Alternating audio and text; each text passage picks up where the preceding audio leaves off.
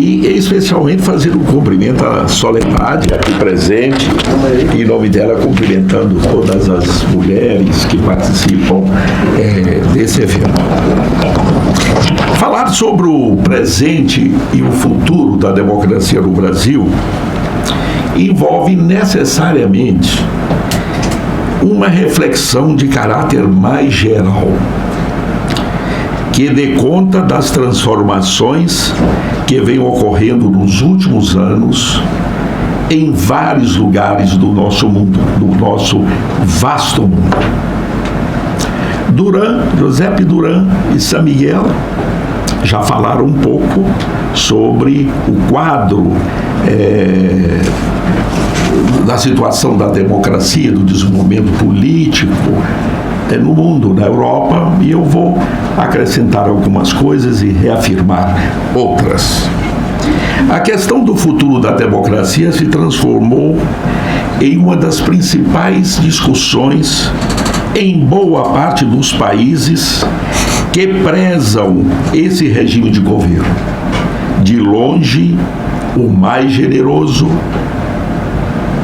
pois associa os ideais de liberdade, a preservação de direito e a busca da igualdade possível. Muitos identificam sinais preocupantes para todos aqueles que defendem a causa democrática. Depois da Segunda Guerra Mundial, o mundo assistiu a um período de esplendor democrático. Foram 50 anos de estabilidade política e acentuado desenvolvimento econômico, que ampliou de forma significativa a participação popular e melhorou as condições de vida de parcelas ponderáveis da população. O cientista político brasileiro José Álvaro Moisés chama atenção para o fato de que esse longo período de estabilidade econômica, de estabilidade, coincide com a atuação de duas forças poderosas: a Guerra Fria e a já citada expansão econômica. A Guerra Fria representava uma ameaça.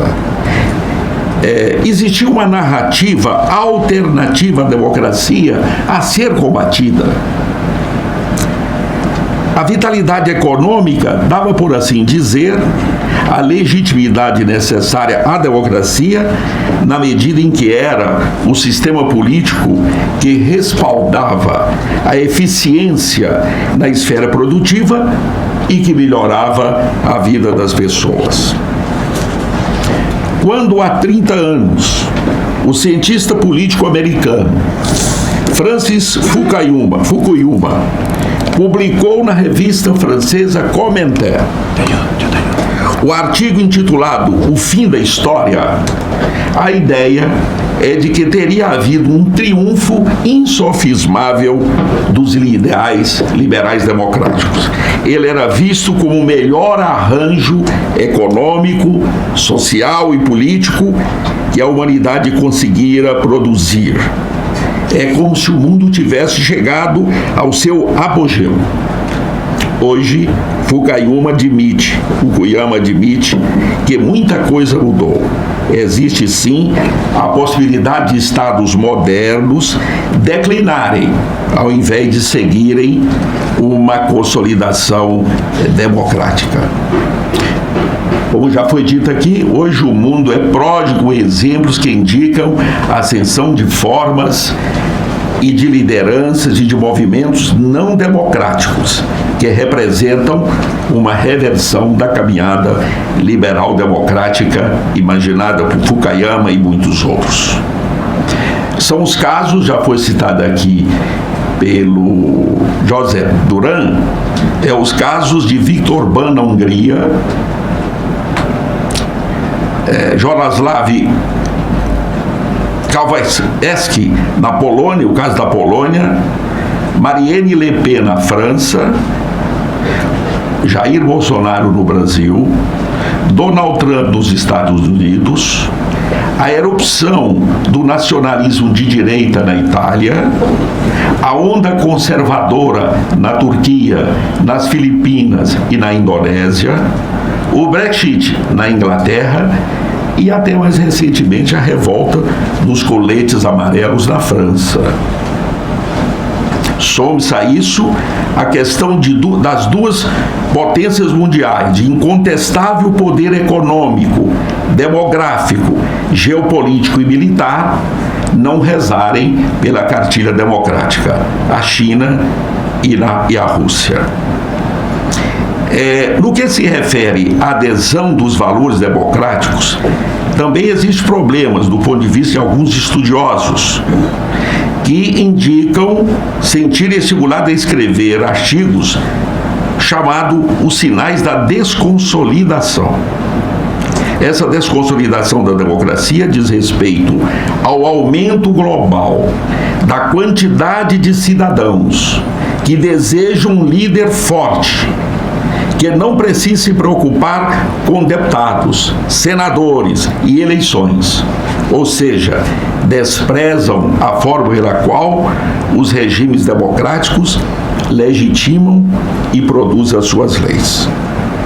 O número de eleitores que apoiam a ideia de um líder forte, e desprezam a necessidade de eleições em pesquisas realizadas entre 2010 e 2014 por institutos de opinião europeia é superior a 50% em vasta gama de países.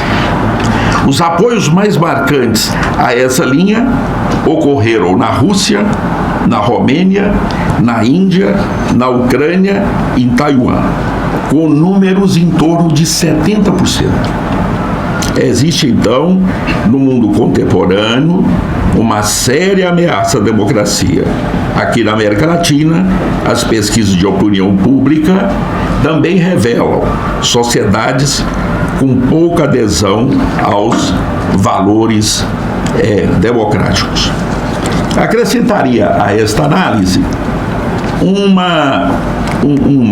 livro, umas ideias recentíssimas do ex-presidente Fernando Henrique Cardoso, em que ele analisa esse fenômeno e me parece que são precisas e adequadas para ser colocadas aqui. Os sinais de uma disfunção grave do funcionamento das instituições políticas são múltiplos. Aumento do abstencionismo e do voto nulo, aumento do voto em partidos de extrema-direita, ressurgência do populismo e do anseio por salvadores da pátria. A raiz da crise está a diminuição relativa da capacidade dos Estados nacionais de redistribuir renda e promover o pleno emprego, para protegerem suas populações do impacto tanto das crises financeiras quanto das transformações tecnológicas trazidas pela globalização.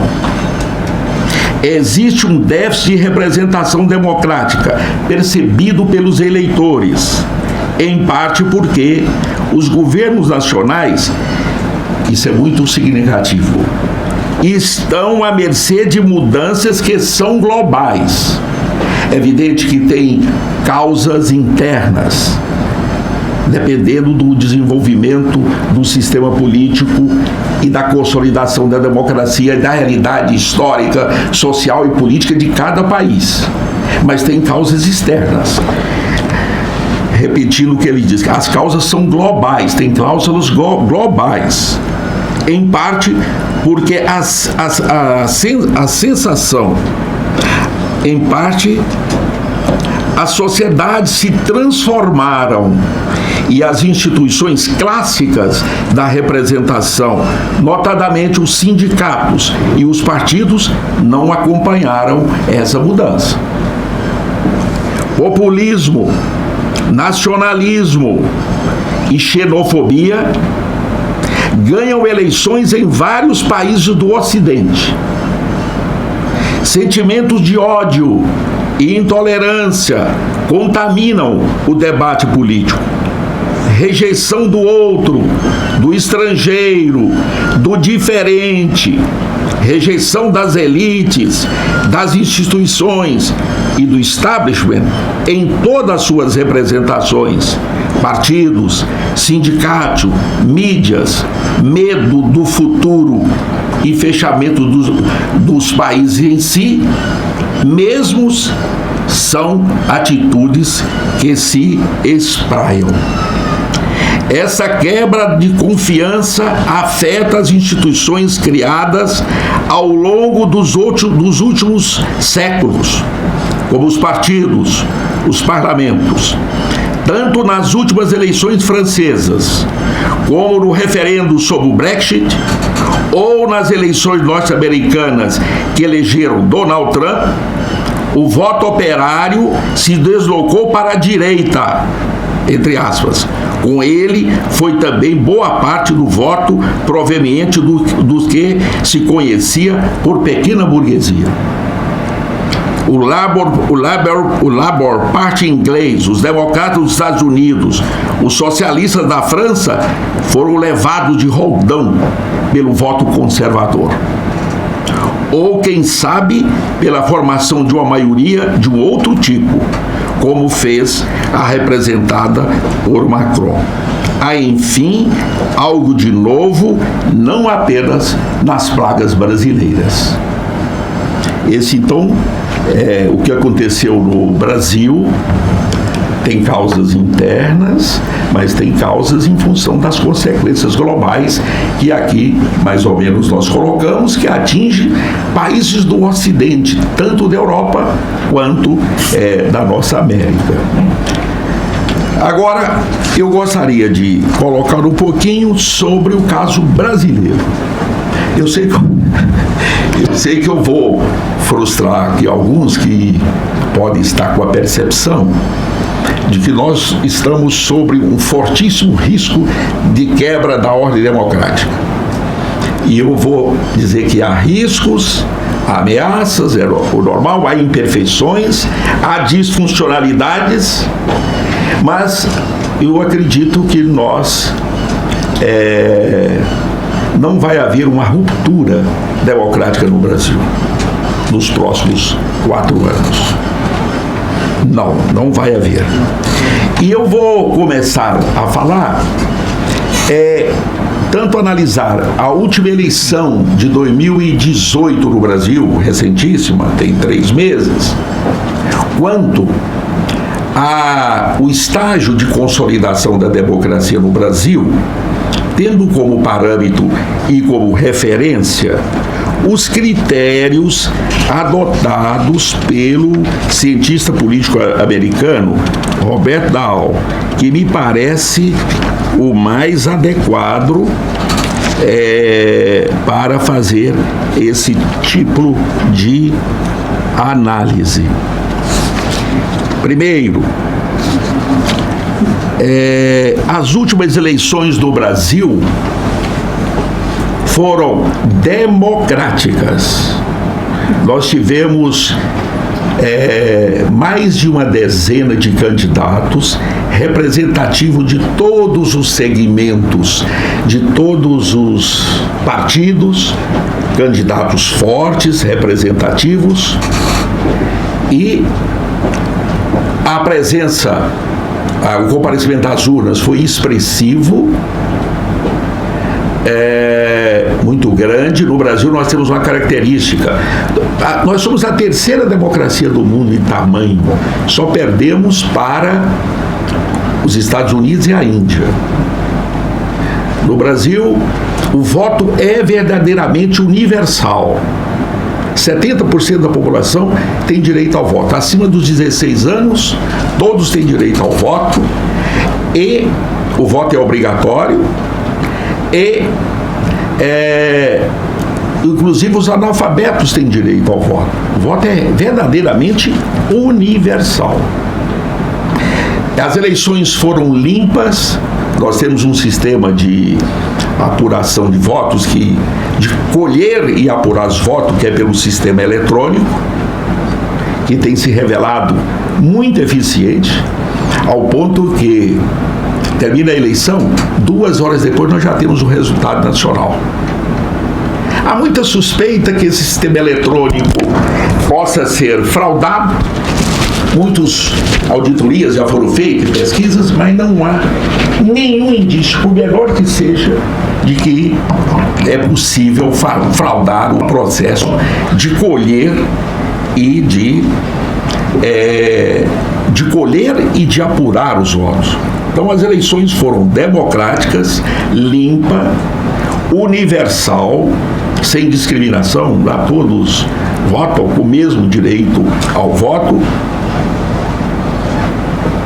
Então, comparecimento expressivo dos eleitores, mais de 140 milhões de eleitores compareceram para votar.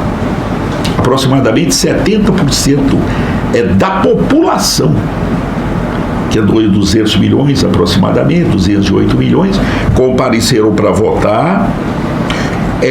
Todos os candidatos puderam apresentar as suas propostas. A participação dos cidadãos foi intensa. Balizaram a agenda pública dos candidatos, além de expressar suas opiniões sobre os temas debatidos.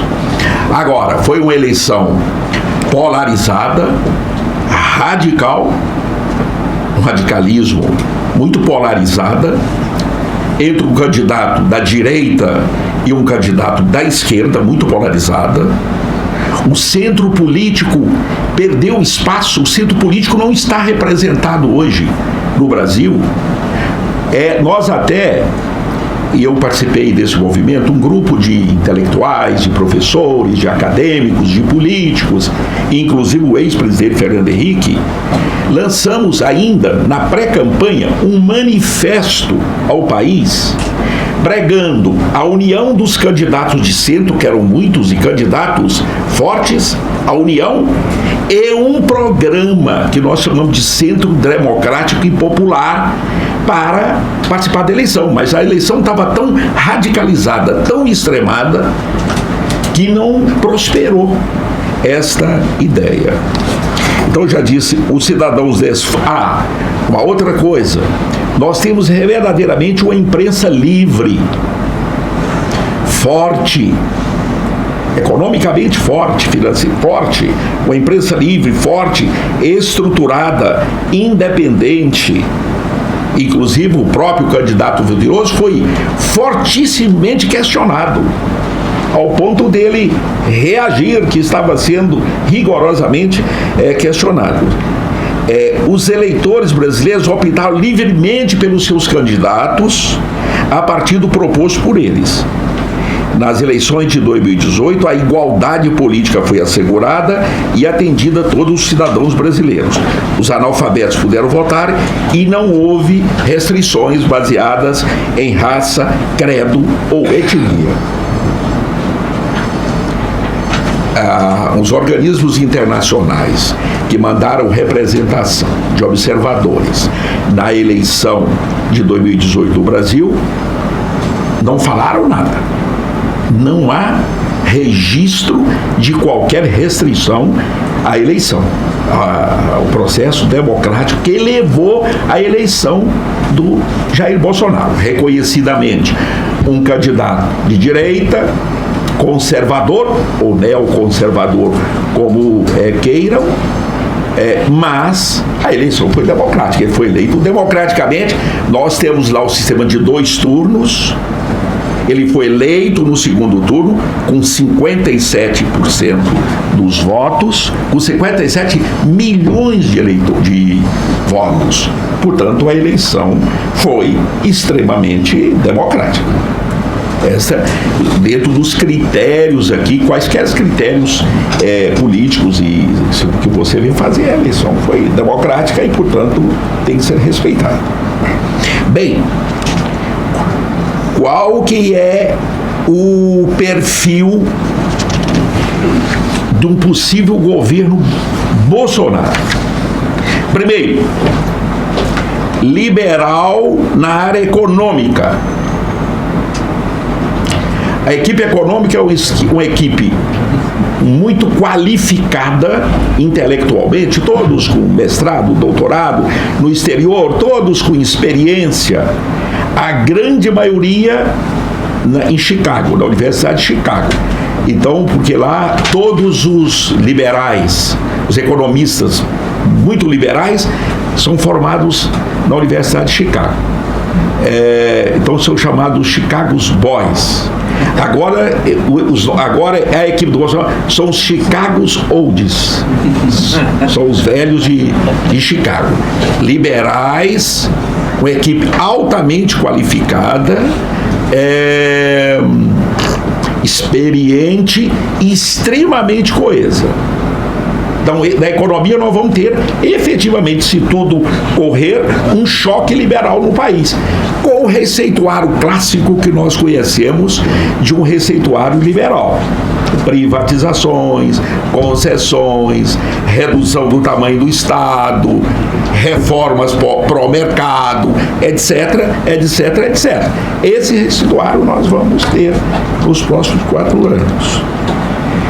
Na área dos costumes, neoconservador, que caracteriza o que nós já sabemos.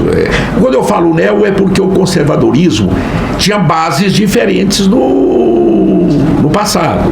Hoje tem temas novos dentro da agenda conservadora. Então, o que é o conservador nos costumes? Defesa da família tradicional, contra a legalização do aborto, reconhecimento do Estado como laico, mas promoção dos valores cristãos. Diante de uma certa desconfiança da crise que é mundial de confiança e da representação política, da deslegitimação da representação política formal, o Bolsonaro representava 3 segmentos de alto conceito na sociedade brasileira de conteúdo conservador. Primeiro, as Forças Armadas. São respeitadas, são profissionalizadas e são qualificadas. Eu fui parlamentar federal durante 20 anos e convivia com essas instituições do Estado. As Forças Armadas e, eu estava dizendo com a Soledade, o Itamaraty, altamente profissionalizados, qualificados, e com um forte sentido de Estado, conteúdo de Estado. E são muito prestigiadas. Dentro das instituições do Estado, você faz pesquisa de opinião, é uma das mais respeitadas e admiradas as Forças Armadas.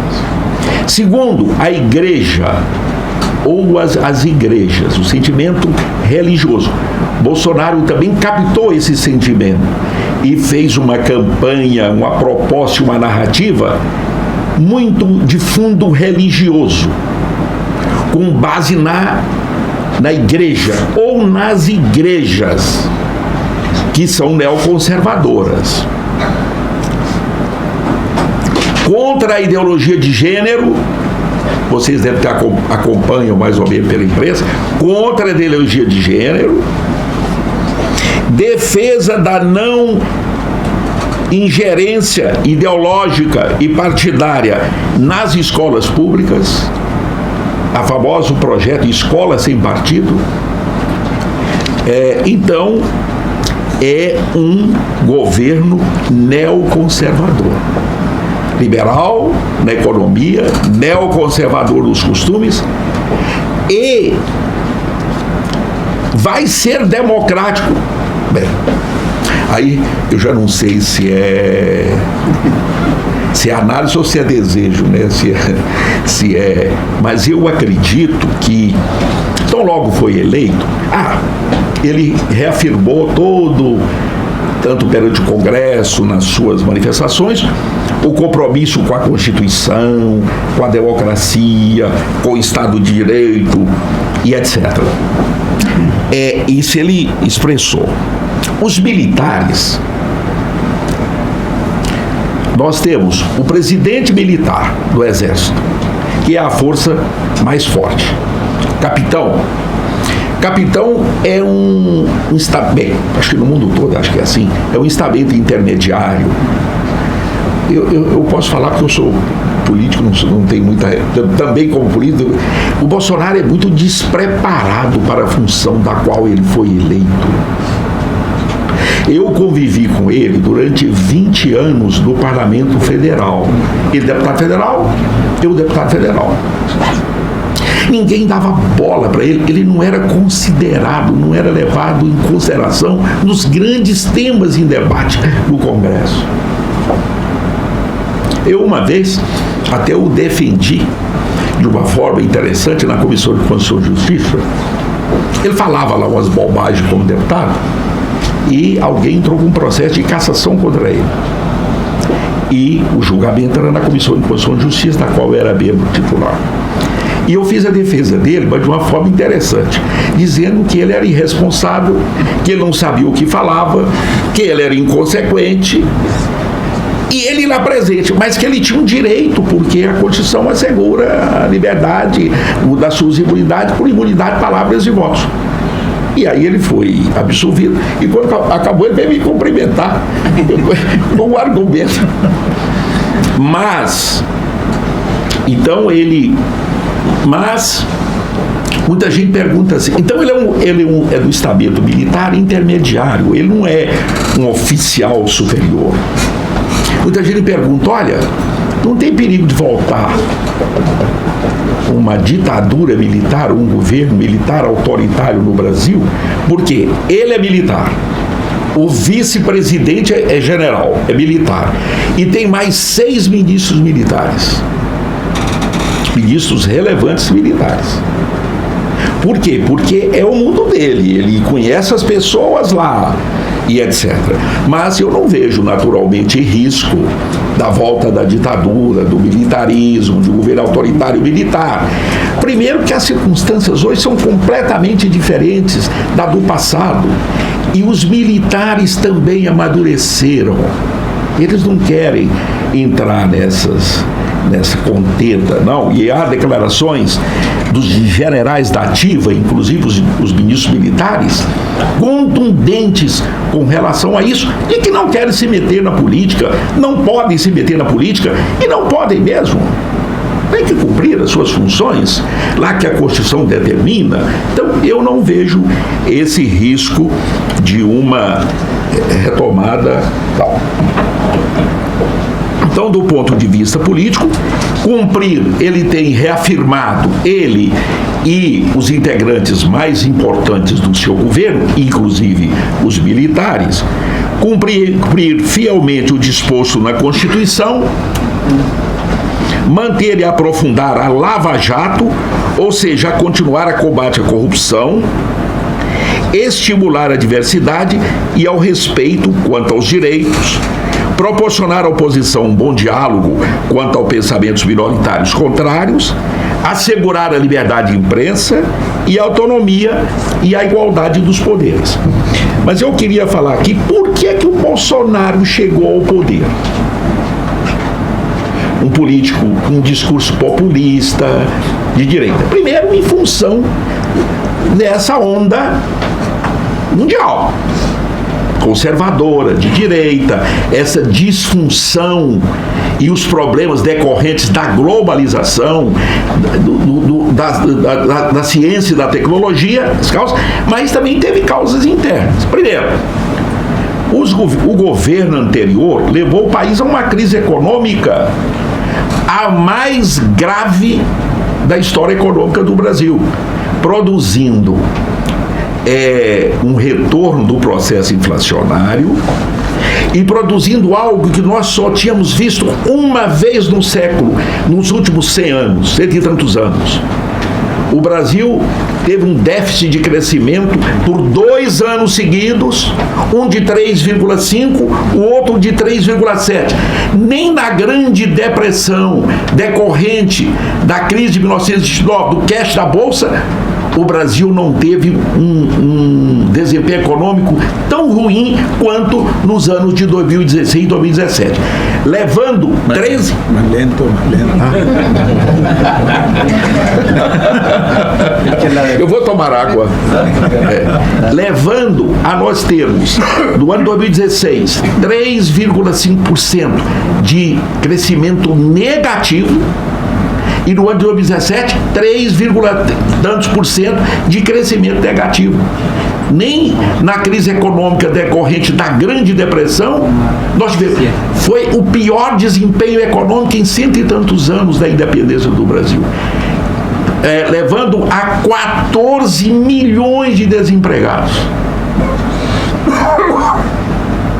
Numa sociedade desigual, em formação, você ter 14 milhões de desempregados, e outro foi a desmoralização do sistema político, a corrupção sistêmica, orgânica e generalizada.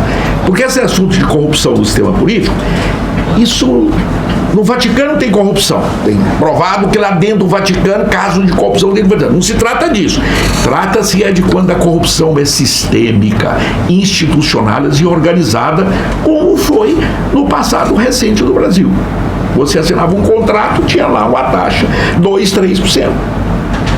Isso levou a chamada Operação Lava Jato, que foi que conta com um apoio popular imenso no país, naturalmente, e que levou à cadeia, estão presos políticos importantíssimos, como o ex-presidente da República, o ex-presidente da Câmara dos Deputados, governadores, ministros, grandes empresários, estão presos, cumprindo pena da Operação Lava Jato. A corrupção sistêmica, organizada, endêmica, institucionalizada, quem levou ao poder, quem fez um discurso forte contra isso, a crise econômica e a corrupção institucionalizada e a desmoralização, o desprestígio dos políticos, do sistema político. Então foi isso que levou a grande maioria, as pesquisas de opinião indicavam 44% dos eleitores, numa das pesquisas, não estavam felizes com nenhuma das duas opções. Uma grande parte do eleitorado fez o seguinte: eu vou votar no Bolsonaro porque eu não quero votar no governo, dos representantes do governo anterior. Então foi essas circunstâncias internas que levaram à eleição do Bolsonaro. Eu já vou concluir.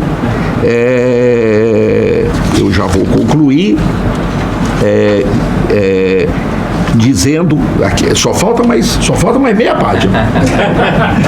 Dizendo o seguinte: agora, então não acredito nessa ruptura democrática. O Brasil já tem instituições fortes, toda a nossa estrutura institucional, jurídica e política está na Constituição de 88, que é uma Constituição que a independência dos poderes, a liberdade de imprensa, os direitos civis, direitos políticos, etc. Toda essa estrutura do Estado de Direito democrático estão na Constituição de 88, que fez agora 30 anos, 2018, que ela é há 30 anos, foi o maior período de estabilidade política que nós já vivemos no Brasil nos últimos 100 e tantos anos, desde a independência. Nunca nós tivemos no Brasil um período tão longo de estabilidade institucional como tivemos nos últimos 30 anos, na vigência da Constituição de 88. Ela já foi modificada 100 vezes, 100 emendas em 30 anos, mas nada na sua estrutura jurídica que conspire contra o Estado de Direito. Ela foi alterada naquilo que ela tinha de conteúdo programático e não institucional. Nesses 30 anos, isso não é pouco relevante para um sistema, para uma democracia nova em formação. Nós fizemos 2 impeachments de presidente da República, um em 92 e agora o outro em 2015. Isso não é pouco relevante num país presidencialista. No sistema parlamentarista, nós sabemos que é fácil. O sistema parlamentar, e cumprindo as regras da Constituição. Você pode gostar ou não do impeachment, é livre, mas ele seguiu todas as regras previstas na Constituição para o impeachment. Todas elas. Direito de defesa, votação na Câmara com quórum qualificado, no Senado, foi submetida à Justiça. Então isso não é pouco relevante. Um sistema político capaz de tirar democraticamente, juridicamente, 2 presidentes da República em 30 anos. Mostra a solidez da nossa democracia. Mas nós temos, eu vou rapidinho, que eu quero concluir, nós temos alguns problemas e ameaças e riscos, e o que é normal. Até porque poucos países do mundo têm uma democracia plena. A democracia tem as suas imperfeições. Eu estava vendo um jornal aqui, esse jornal daqui, o The Economist fez uma classificação. Vocês viram, né? Sim. O Brasil está com nota 7, 6, pouco 7. Como uma democracia que não é plena, tem problemas, mas não está. Tá bem. Agora, os riscos é o seguinte: primeiro, nós estamos muito atentos lá ao que nós chamamos de um certo ativismo judicial. Ação da Justiça, do Ministério Público, da Polícia Federal e dos organismos e das instituições policiais que às vezes exageram, exacerbam e podem influenciar o processo político. Então esse é um problema. Segundo, nós temos uma baixa cultura democrática. Ela é geral no mundo todo, em especial na América Latina, alguns países mais, alguns países menos, mas nós não temos uma enraizada cultura democrática no país. Então essa é uma outra coisa que nós temos que prestar atenção. A terceira aqui eu quero chamar a atenção, eu já estou terminando. Amigos e amigas, a influência das redes sociais no sistema político. Em alguns países é mais, outros é menos, porque países vivem estágios diferentes de consolidação democrática ou do seu sistema político, mas no Brasil, na última eleição, foi avassaladora. Porque é brutal. Eu, por exemplo, sou parlamentar há muitos anos, eu agora fico preocupado com o que eu ponho nas redes. Porque tem comunicação interpessoal muito forte.